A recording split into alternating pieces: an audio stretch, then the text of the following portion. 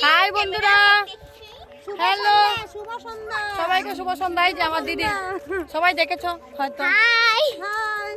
তো আমরা এখন নিউ শিলচর ঘুরতে এসেছি। সবাই জানো আমার বাপের বাড়ি শিলচর।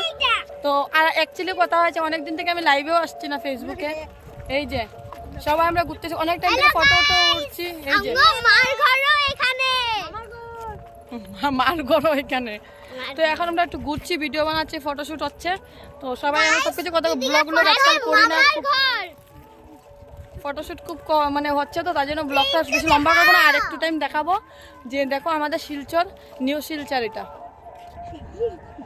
চান মামা কোথায়? চান মামা ওই চন্দা মামা কোথায় গেল? এরা